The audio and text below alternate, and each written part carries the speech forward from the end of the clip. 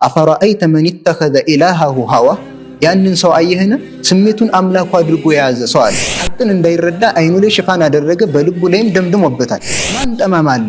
ያ ስሜቱን ከአላህ የሆነ ማስረጃ ምንም አይነት ማስረጃ ሳይመጣው ስሜቱን እንደሚከተል ሰው ማን የጠመመ አለ ይለናል። ስለዚህ ወላ ተተቢዕል ሀዋ ፈዩድለከ ዐን ሰቢልላህ إن الذين يضلون عن سبيل الله لهم عذاب شديد بما نسوا يوم الحساب بسم الله الرحمن الرحيم الحمد لله رب العالمين والصلاة والسلام على رسول الله وعلى آله وصحبه ومن والاه وبعد السلام عليكم ورحمة الله وبركاته إن شاء الله بزيج أطر بالش دقيقة لما استوسم فلقوا سمية مكتل በጣም አደገኛ የሆነ ነገር መሆኑን ነው።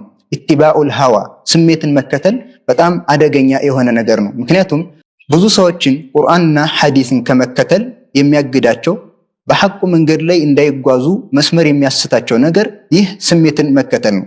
ብዙ ምክንያቶች ይጠቀሳሉ። ሰዎች ከሐቅ መንገድ ዞር የሚሉበት፣ ሰዎች ከሐቅ መንገድ የሚያፈነግጡበት፣ ነብዩ ሰለላሁ ዐለይሂ ወሰለም ያሰመሩትን ቀጥተኛ መንገድ ተከትለው እንዳይሄዱ የሚያደርጋቸው ትልቅ ምክንያት ሆኖ ከሚጠቀሱ ብዙ ዝርዝር ጉዳዮች ውስጥ እንደ ዋነኝነት ወይም ደግሞ ቅድሚያ ቦታውን የሚይዘው ይህ ስሜትን መከተል የሚባለው ነገር ነው። ብዙ ጊዜ ትመለከታላችሁ በቁርአንና በሐዲስ ቃለ አላህ ተብሎ እየተነገረው ሰውየው፣ ቃለ ረሱሉላህ ተብሎ እየተነገረው ሰውየው አይ ብሎ ሌላ ነገሮችን የሚያስቀድምበት ለምንድን ነው? ስሜትን ስለሚከተል ነው እንጂ ከአላህና ከመልእክተኛው በፊት ልናስቀድመው የሚገባ ነገር ኑሮ አይደለም። አላህ ስብሐነሁ ወተዓላ ቁርአን ላይ ምን ይለናል? ያ አዩሃ ለዚነ አመኑ ላ ቱቀድሙ በይነ የደይ ላሂ ወረሱሊህ፣ እናንተ ያመናችሁ ሰዎች ሆይ ከአላህና ከመልእክተኛው በፊት አትቀደሙ ይላል። ይህ መቀደም በሁሉም ነገር ያስይዛል። ሐሳብን በማስቀመጥ ላይ ከአላህና ከመልእክተኛው በፊት የኛን ሐሳብ ማስቀደም ይሄ ስሜትን መከተል ነው። አላህ Subhanahu Wa Ta'ala ቁርአን ላይ የሆነ ነገር ከተናገረ በኋላ ነብዩ ሰለላሁ ዐለይሂ ወሰለም ሐዲታቸው ላይ የሆነ ነገር ከተናገሩ በኋላ በዛ ነገር ልናምንበት እንጂ የሚገባው አይኔ ግን ብለን እኛን ሐሳብ ምናስቀድም ከሆነ ስሜትን መከተል የሚለው ነገር ውስጥ ገብተናል ማለት ነው። አፈራአይተ መን ኢተኸዘ ኢላሃሁ ሀዋ ያንን ሰው አየህን ስሜቱን አምላኩ አድርጎ የያዘ ሰው አለ። ለምንድነው ስሜቱን አምላክ አድርጎ የያዘ ብሎ አላህ Subhanahu Wa Ta'ala የገለጸው? በሁሉም ነገሩ ላይ የሚከተለው ስሜቱን ነው። አላህ ሐላል ያለውን ነገር ሐራም እንዲያደርግ የሚያደርገው፣ ሱና የተባለውን ነገር ቢድዓም እንዲያደርግ ያደረገው ነገር ስሜቱን ስለሚከተል ነው። ይሄ ስሜት መከተል ደግሞ አምላክ ተደርጎ የሚያዝበት ጊዜ አለ ማለት ነው። መቼ? በሁሉም ነገር ሐላልን ሐራም በማድረግ ሱናን ቢድዓ በማድረግ ላይ ስሜታችን እየተከተልነ የምንሄድ ከሆነ ማለት ነው። ወአደለሁ አላሁ ዐላ ዒልሚን ወኸተመ ዐላ ሰምዒሂ ወቀልቢሂ ወጀዐለ ዐላ በሰሪሂ ግሻዋ። አላህ Subhanahu Wa Ta'ala ከዚህ በዚሁ በስሜቱ ላይ አላህ Subhanahu Wa Ta'ala አጠመመው።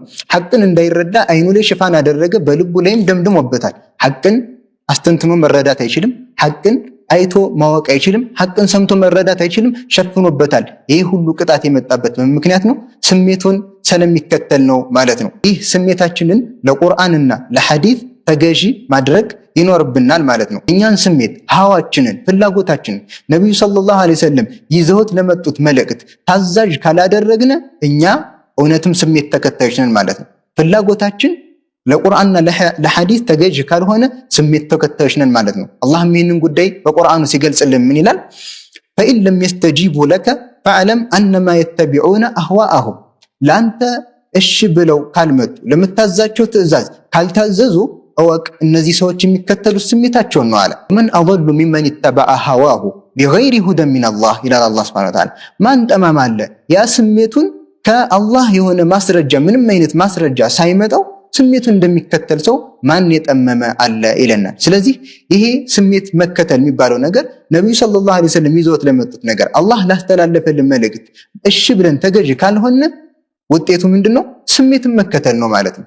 ይህ ስሜት መከተል ደግሞ የጠማሞች መገለጫ መሆኑን አላህ በዚህ መልኩ በቁርአን ላይ ነግሮናል። ስለዚህ ስሜታችንን ለቁርአንና ለሐዲስ ተገዢ ማድረግ አለብን። ነብዩ ሰለላሁ ዐለይሂ ወሰለም ይዘውት ለመጡት መልእክት ስሜታችን ጋር ይግጠምም ስሜታችን ጋር አይግጠምም በመጣበት መልኩ ልንቀበለውና በዛ መስመር ላይ ልንጓዝ ይገባል። ይህንን ካላደረግነ በስሜት መከተል ላይ ስሜታችንን ስሜታችንን በማስቀደም ላይ ከተጠመድነ ቁርአንና ሐዲስ ላይ ብዙ የተሳሳቱ ነገራቶች ሊፈጠርብን ስለሚችል ነብዩ ሰለላሁ ዐለይሂ ወሰለም ያንን ያሰመሩትን ቀጥተኛ መንገድም እንዳንከተል የሚያደርገን ትልቅ አደገኛ ነገር ስለሆነ ልንጠነቀቅ ይገባል። አላህ Subhanahu Wa Ta'ala በሰለፎች መንሃጅ ላይ የምንጓዝ ሰዎች አድርገን። አሰላሙ አለይኩም ወራህመቱላሂ ወበረካቱ።